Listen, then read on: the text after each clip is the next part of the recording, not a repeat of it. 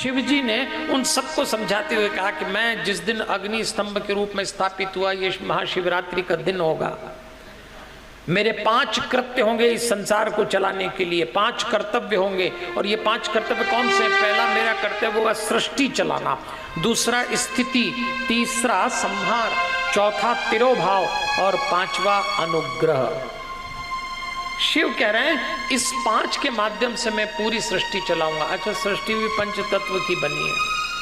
पंचतत्व में पहला पृथ्वी यानी सृष्टि, जल यानी स्थिति, संहार यानी अग्नि, तिरोभाव यानी पवन, अनुग्रह यानी आकाश। तो पृथ्वी से सबकी सृष्टि होती, जल से सबके जीवन की रक्षा होती, अग्नि सबको जला देती है, वायु सबको एक स्थान से दूसरे स्थान ले जाती, आकाश सबको अनुग्रहित करता है।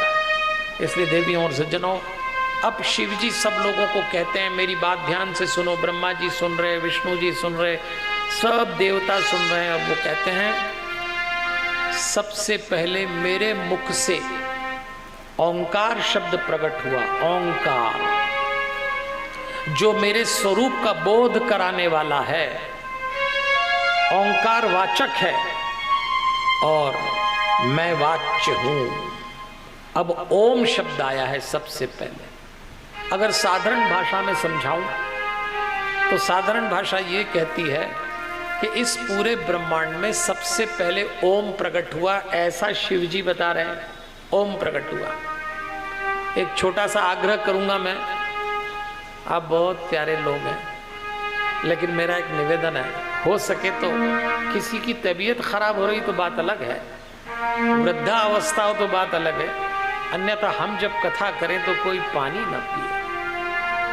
हमारा निवेदन। हाँ, तबीयत खराब है, उम्र का मामला है, देखो शरीर असक्षम होगा वृद्धावस्था में तो पीना पड़ेगा, पर अभी जो युवा लोग, मध्य आयु के लोग पानी पी रहे हैं, काहे के लिए पी रहे हैं? सब खाना खा खा के आए, तो कम खाओ भैया। इस पंडाल में 2 ही काम होंगे बस, एक हम बोलेंगे, आप सुनेंगे। ये खाना, ये अभी आप भी कमाल कर रहे हैं, पानी से गला तर कर रहे हैं। हम आपको शिवरस पिला रहे हैं और आप अभी भी पानी के चक्कर में लगे। अब बोतलें खोल के तो रोज पी होगी, आज जरा दिल खोल के पी जाए। अब ये न करिए, यहाँ एक ही काम करने आइए। कहता ये सब थोड़ा संयम तो रखो आप, ईश्वर ऐसे ही मिल जाता है क्या? थोड़ा करना पड़ेगा तब तपस्या। 3 घंटे की बात है, हम तो आपको 7 बजे बाहर कर देंगे पंडाल के। हम लंबी कथा नहीं करते, समय के पाबंद हैं। इसलिए मैं आपसे निवेदन करूंगा देवियों और सज्जनों, आइए शिव पुराण की कथा हमको ले जा रही है और शिव जी समझा रहे हैं। सबसे पहले ओम का आविर्भाव हुआ। ये ओम संसार का अद्भुत मंत्र है। ये जो अब भगवान पंचाक्षर मंत्र की जानकारी देंगे।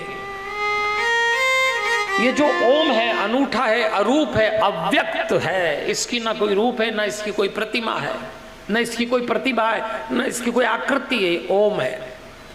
हमारे भीतर एक नाद चल रहा है, उसकी ये निकटतम ध्वनि है ओम। अगर आप घनघोर जंगल में जाएं और हवा जब वृक्ष के बीच में से निकलती है ना, तो उसको क्या बोलते हैं? सरसराहट।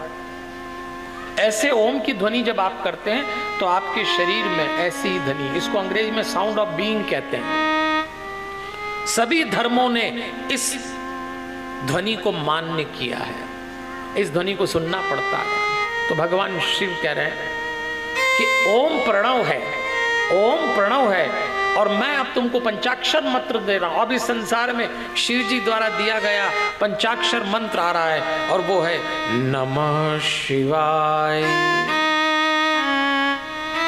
ओम नमः शिवाय षडाक्षर मंत्र बन जाता है, और केवल नमः शिवाय पंचाक्षर मंत्र बन जाता है।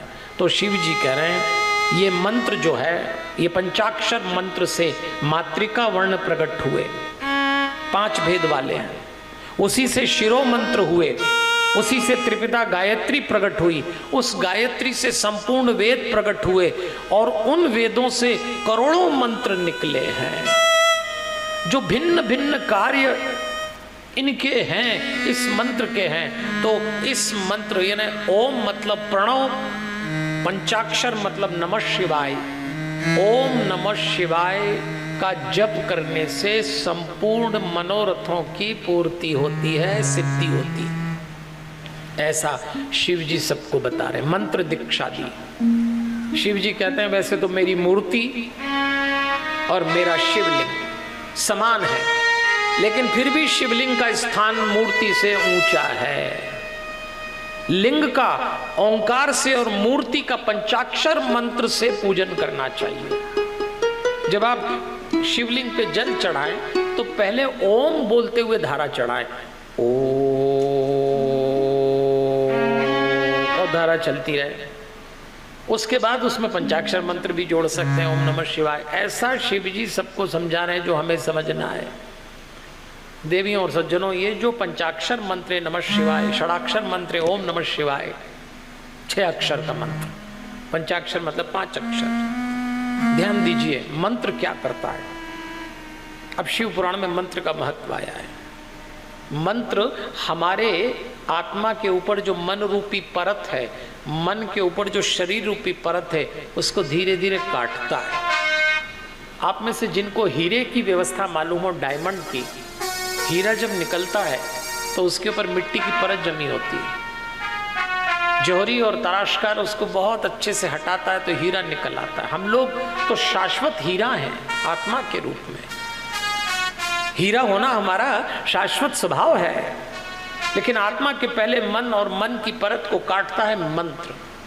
जिसके पास मंत्र जितना दृढ़ है, जो मंत्र को जितना जपेगा, मन रूपी परत उतनी ही कट जाएगी। तो ओम यानी प्रणव हो गया। प्रणव मतलब प्रपंच नव नहीं, तुम लोगों के लिए संसार का प्रपंच नहीं है, ये प्रणव यानी ओम का रूप है। ओम सूक्ष्म रूप है, नमः शिवाय स्थूल रूप है। ऐसा शिव पुराण में समझाया जा रहा है। अच्छा, ओम की भी एक बड़ी सुंदर व्याख्या आई है। हम लोग ओम बोलते हैं, कभी आपने ध्यान दिया है? ओम शब्द में 3 शब्द है, अ, उ और म, ऐसे बना।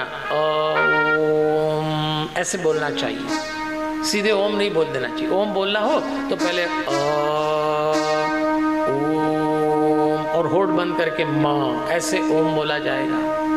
ये जो अ उ म है, इसमें अ यानी शिव, इसमें उ यानी शक्ति, और इसमें जो म है मकार, वो इन दोनों की एकता है।